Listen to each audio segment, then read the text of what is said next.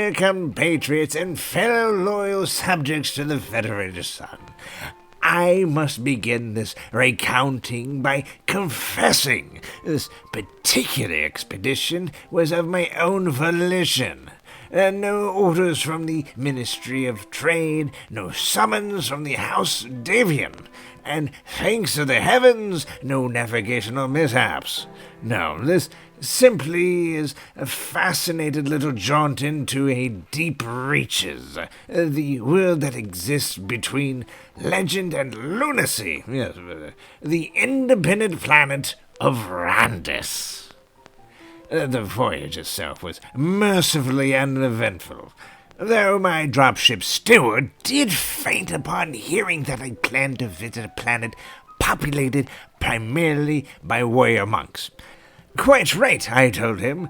What could possibly go wrong? When I arrived, I found a world both serene and severe, like a cathedral carved from the bones of a mountain. The air smelled faintly of dust and sanctity. Stone monasteries dotted the valleys, each built with a degree of symmetry that would make an architect weep and a bureaucrat jealous. Yes, and the people. Oh, the people!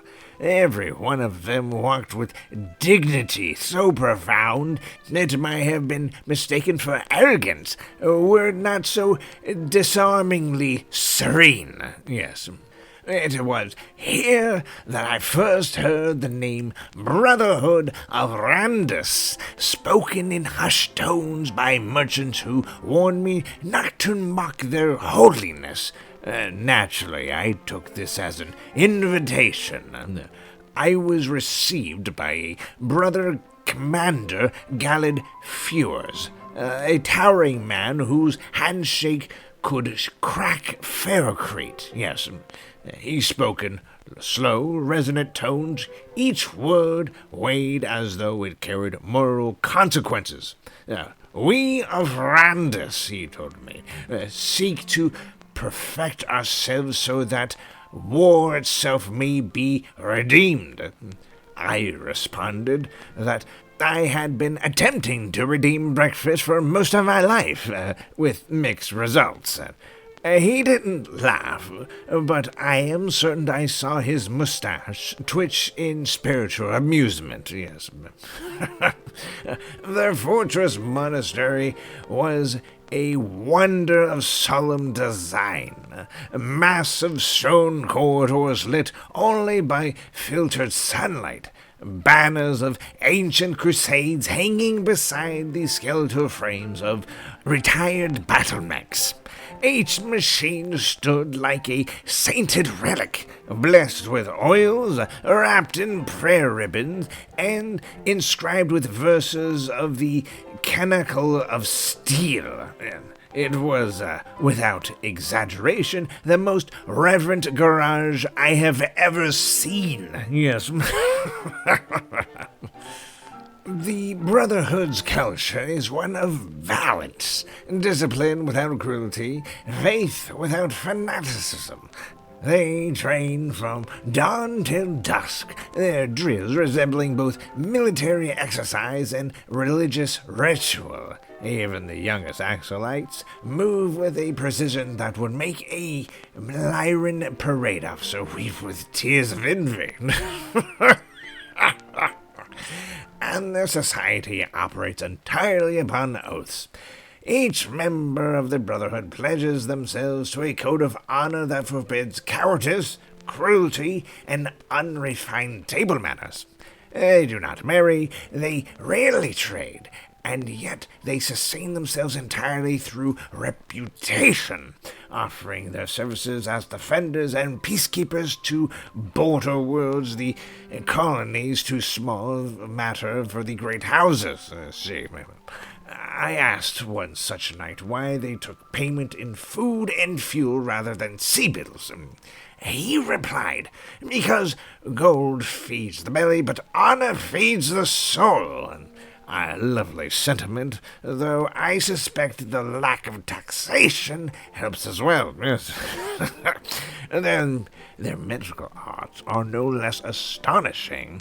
They regard healing as a spiritual obligation, and I witnessed treatments that bordered on miraculous. Neurological repairs that would bankrupt a Davian hospital performed here with nothing more than reverent chanting and a tray of particular nanite salves. And I inquired about purchasing some of the field research, and the healer politely suggested that faith cannot be bottled, which I suspect is a polite way of saying no foreigners allowed to sell our wares. Oh, very good. Still, I could not fault them. It is a rare find, a society so earnestly self-contained, so utterly convinced of its own moral compass. One almost admires them. Well, in fact, one does admire them. In fact, though I would recommend a touch more self-indulgence to keep the blood lively. Yes. The Brotherhood's battle makes are legends in themselves. I was permitted to observe a training duel between two of their paladins, an Atlas and a Crusader, each painted in the stark white and bearing scriptures of black along the armor plating. The sight was mesmerizing. These titans moved not as combatants, but as dancers, each step deliberate, each strike an act of prayer. When one was defeated, the victor knelt beside in a moment of silence rather than celebration. I nearly applauded, but thought better of it. It seemed the sort of place where applause would be met with excommunication. Yes, yeah. Well, when my time on Randis came to an end, I found myself oddly conflicted. One part of me yearned for the familiar comforts of the Lyran wine and the Davian company, another longed to stay, to see what sort of peace might be found in a life so perfectly regimented. Yes, in the end, of course, I remembered my duties, to explore, to report, and above all, to have a good story to tell over cigars. Yes.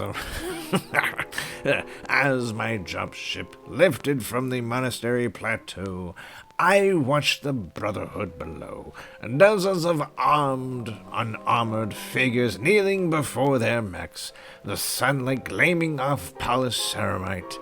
I raised my glass to them and declared, to Randis, may your wars be righteous, your tea palpable, and your faith ever so strong that it denies a fellow a decent drink. Yes.